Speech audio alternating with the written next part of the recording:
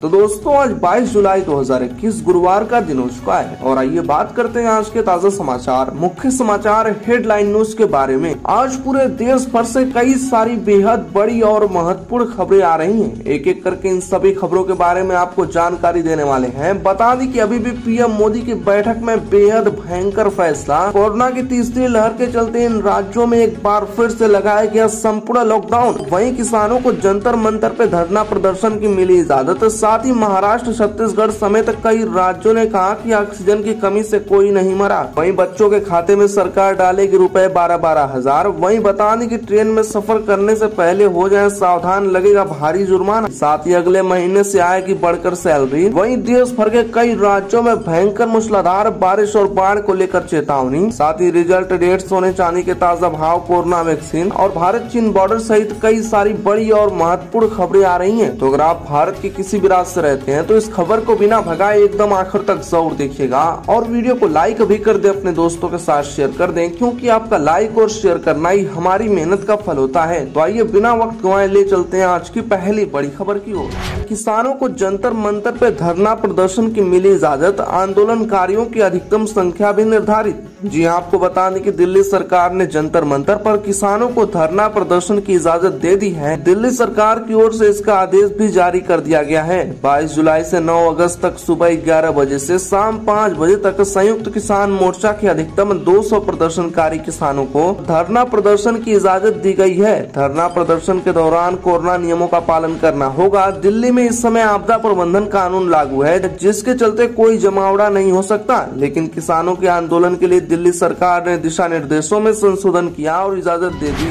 दोस्तों अगली बड़ी खबर, महाराष्ट्र, छत्तीसगढ़ ने भी माना ऑक्सीजन की कमी से मौत नहीं। संजय राउत के दावे को भी ठहराया गलत। जी आपको बताने की केंद्र सरकार की ओर से ऑक्सीजन की कमी के चलते कोई मौत न होने का दावा करने के बाद अब राज्य सरकारें भी इससे सहमति जता रही हैं। बताने की तमिलनाडु, बिहार और मध्य प्रदेश की सरकारों ने कहा था कि उनके राज्यों में ऑक्सीजन की कमी के चलते मौत की एक भी घटना दर्ज नहीं की गई है। अब ऐसा दावा शिवसेना के नेतृत्व वाले गठबंधन की महाराष्ट्र सरकार ने भी किया है। इसके अलावा छत्तीसगढ़ की कांग्रेस सरकार ने भी ऑक्सीजन की कमी से किसी मौत की बात से इनकार किया है। दोस्तों क्या आप राज्यों की बात से सहमत हैं? कमेंट जरूर करें। वहीं अगली बड़ी खबर है, सीएम योगी आज करेंगे बाल सेवा योजना का शुभारंभ, बच्चों को मिलेगी आर्थिक सहायता। जी आपको बता दें कि कोरोना से बेसहारा हुए बच्चों की देखरेख कर रहे अभिभावकों के खाते में 22 जुलाई को एक साथ 3 महीने जुलाई, अगस्त और सितंबर की आर्थिक मदद के तौर पर 12-12 हजार रूपए पहुँच जाएंगे। लखनऊ के लोक भवन में आयोजित कार्यक्रम में मुख्यमंत्री योगी आदित्यनाथ दोपहर 12 बजे बाल सेवा योजना का शुभारंभ करेंगे। इसका लाइव प्रसारण गोरखपुर के एनेक्सी भवन में भी होगा। इसे लेकर तैयारियां पूरी कर ली गई हैं। पहले गोरखपुर के जिलों के 176 बच्चों को इस योजना का लाभ दिया जा रहा है। लेते हैं अगली बड़ी खबर, नेपाल में बारिश से आफत, कोसी का डिस्चार्ज बढ़ा, बिहार में 8 नदियां लाल निशान से ऊपर। जी आपको बता दें कि नेपाल में बारिश होने के कारण कोसी नदी से ज्यादा पानी बिहार में आने लगा है, लेकिन गंडक नदी से पानी आने का सिलसिला कम हुआ है। इसी के साथ राज्य की 8 नदियां एक बार फिर लाल निशान के ऊपर चली गई हैं। कोसी का डिस्चार्ज बराज क्षेत्र में 1,52,000 और बराज पे 2,14,000 घनसेक था। यह नदी खड़गिया में लाल निशान से 95 सेमी ऊपर बहने लगी है। गंडक का डिस्चार्ज वाल्मीकि नगर बराज पर 1,55,000 घनसेक था और यह नदी गोपालगंज में 65 सेमी लाल निशान से ऊपर है। वैसे आपके यहाँ बारिश हो रही या नहीं, कमेंट जरूर करें। अच्छा अगली बड़ी खबर, जानिए कब आएगा सीबीएसई बोर्ड की 12वीं का रिजल्ट, तारीख का हुआ ऐलान। जी आपको बता दें कि देश में कोरोना संकट के चलते शिक्षा जगत को काफी क्षति पहुंची है। इसी बीच केंद्रीय माध्यमिक शिक्षा बोर्ड ने 12वीं के रिजल्ट पर बड़ी जानकारी साझा की है। पहले कहा जा रहा था कि ये रिजल्ट 20 जुलाई से 22 जुलाई तक आ सकता है, लेकिन अब रिजल्ट की तारीख फिर आगे बढ़ा दी गई है। सीबीएसई बोर्ड ने कहा कि 22 जुलाई के बजाय अब 25 जुलाई को 12वीं कक्षा का रिजल्ट घोषित किया जाएगा। दोस्तों अगली बड़ी खबर, एमपी में वैक्सीनेशन पर हाई कोर्ट का केंद्र को निर्देश, कहा तीसरी लहर आने से पहले हर व्यक्ति को वैक्सीन का 1 डोज जरूरी। जी आपको बता दें कि एमपी हाई कोर्ट ने केंद्र सरकार से मध्य प्रदेश को हर महीने 1.5 करोड़ डोज वैक्सीन उपलब्ध कराने के लिए कहा है। कोर्ट ने कहा कि सितंबर में कोरोना की तीसरी लहर की आशंका है, इससे पहले हर नागरिकों को वैक्सीन की कम से कम 1 डोज लगा दी जाए। इसके लिए एमपी को हर महीने 1.5 करोड़ डोज वैक्सीन वैक्सीन उपलब्ध कराई जाए। प्रदेश को अब तक वैक्सीन के 1.5 करोड़ डोज मिल चुके हैं। वैसे दोस्तों आपने वैक्सीन लगवाई है या नहीं, कमेंट जरूर करें। और इस खबर को बिना भगाए एकदम आखिर तक जरूर देखें। देश भर के कई राज्यों में भयंकर लॉकडाउन की घोषणा कर दी गई है। एक एक करके सभी जानकारी देंगे। वहीं अगली बड़ी खबर, ट्रेन में सफर के दौरान न करें गलती, महज 16 दिन में यात्रियों से वसूला गया 1 करोड़ 17 लाख रुपए जुर्माना।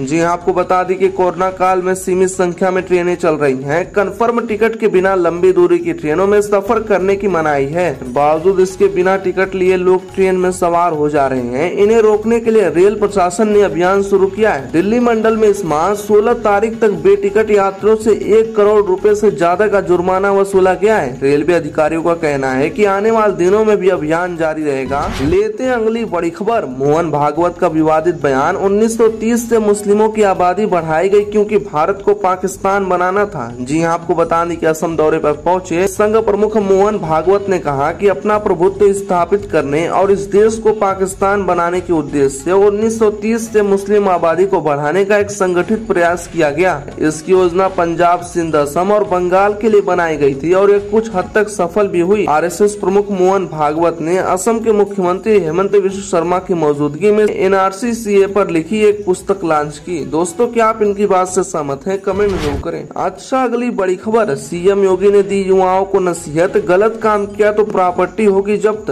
जी हाँ, आपको बता दें कि मुख्यमंत्री योगी आदित्यनाथ ने प्रदेश के युवाओं को बड़ी नसीहत दी है। अपने एक ट्वीट में सीएम योगी आदित्यनाथ ने कहा कि प्रदेश के युवाओं से मेरी अपील है कि वह किसी के बहकावे में न आए। आज कोई गलत नहीं कर सकता है। जिसको अपनी प्रॉपर्टी जब्त करवानी हो वे गलत कार्य न करें। मुख्यमंत्री ने कहा कि हम लोगों ने प्रदेश में बेहतर कानून व्यवस्था के लिए हर संभव प्रयास किए हैं। इसी वजह से प्रदेश में निवेश आया और इंफ्रास्ट्रक्चर डेवलपमेंट के कार्य हुए। इसके तहत 1 करोड़ 61 लाख से अधिक युवाओं को नौकरी व रोजगार से जोड़ने में सफलता प्राप्त हुई है। दोस्तों आपको नौकरी मिली या नहीं, कमेंट जरूर करिएगा।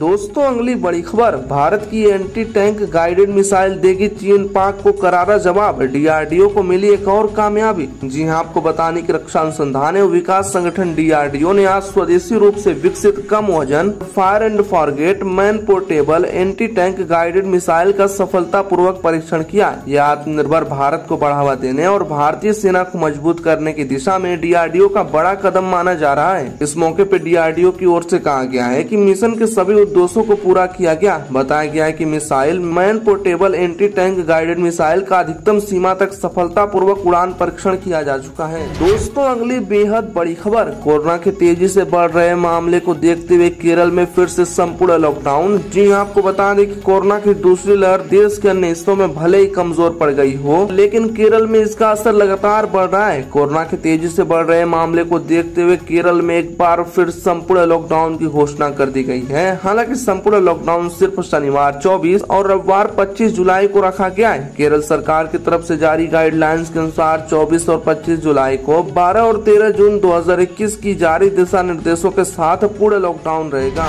वहीं अगली बड़ी खबर, खुशखबरी, अगले महीने आएगी ज्यादा सैलरी, वित्त मंत्रालय ने जारी किया आदेश। जी हाँ, आपको बता दें कि केंद्रीय कर्मचारियों और पेंशन धारियों के लिए एक बढ़िया अपडेट है। महंगाई भत्ता बढ़ाने की घोषणा के बाद वित्त मंत्रालय ने 1 जुलाई से भत्ता जारी करने को लेकर आदेश जारी कर दिए हैं। मंगलवार को वित्त मंत्रालय ने केंद्र सरकार के कर्मचारियों के लिए 1 जुलाई से महंगाई भत्ते को बढ़ाकर 28% करने के केंद्रीय मंत्रिमंडल के फैसले के क्रियान्वयन का आदेश जारी कर दिया। बता दें कि नई डीए की दर 17 से 28% और केंद्र सरकार के 48 लाख कर्मचारियों तथा 65 लाख पेंशन भोगियों को लाभ होगा। लेते हैं अगली बड़ी खबर, ग्रेजुएट के लिए 6000 से अधिक पदों पर वैकेंसी, इस तारीख से पहले करें अप्लाई। दरअसल भारतीय स्टेट बैंक में यदि नौकरी करना चाहते हैं तो एसबीआई ने अप्रेंटिस ट्रेनी के पदों पर आवेदन आमंत्रित किए हैं। इसके तहत 6100 पदों को भरा जाएगा। आवेदन फॉर्म भरने की आखिरी तारीख 26 जुलाई है। बता दें कि आवेदन की शुरुआत 6 जुलाई 2021 से हुई थी। योग्य उम्मीदवार जो पदों के लिए आवेदन करना चाहते हैं वे एसबीआई की आधिकारिक वेबसाइट sbi.co.in के माध्यम से ऑनलाइन आवेदन कर सकते हैं। अच्छा, अगली बड़ी खबर, अगले 24 घंटे के दौरान इन राज्यों में होगी भयंकर मूसलाधार बारिश, हो जाएं सावधान। जी हां, आपको बता दें कि अगले 24 घंटे के दौरान उत्तर प्रदेश, कोंकण, गोवा तटीय कर्नाटक, मध्य प्रदेश के कुछ हिस्सों, विदर्भ, मराठवाड़ा, तेलंगाना के कुछ हिस्सों, छत्तीसगढ़ के कुछ हिस्सों, उप हिमालयी, पश्चिम बंगाल, सिक्किम और ओडिशा के कुछ हिस्सों में हल्की से मध्यम बारिश के साथ कई स्थानों पर भारी बारिश होने की संभावना है। बिहार, झारखंड, गंगे, पश्चिम बंगाल, आंतरिक ओडिशा, पंजाब के कुछ हिस्सों, पश्चिम हिमालय, दक्षिण गुजरात और उत्तरी आंतरिक कर्नाटक में हल्की से मध्यम बारिश के साथ एक दो स्थानों पर कुछ देर के लिए भारी बारिश हो सकती है। गुजरात रीजन, उत्तर और पूर्वी राजस्थान, हरियाणा के कुछ हिस्सों, दिल्ली, दक्षिणी आंतरिक कर्नाटक, रायलसीमा और तटीय आंध्र प्रदेश में हल्की बारिश के साथ एक दो स्थानों पर मध्यम बारिश हो सकती है। राजस्थान के सौराष्ट्र और कच्छ के पश्चिमी हिस्सों, तमिलनाडु और लक्षद्वीप में हल्की बारिश संभव है। वैसे आप किस राज्य से कमेंट जरूर करें और रोज की ताजा बड़ी खबरों के लिए चैनल को सब्सक्राइब कर लें और प्लीज दोस्तों वीडियो को लाइक करें, अपने दोस्तों के साथ ज्यादा से ज्यादा शेयर करें। सबको इन खबरों के बारे में पता चलना चाहिए। जय हिंद, जय भारत।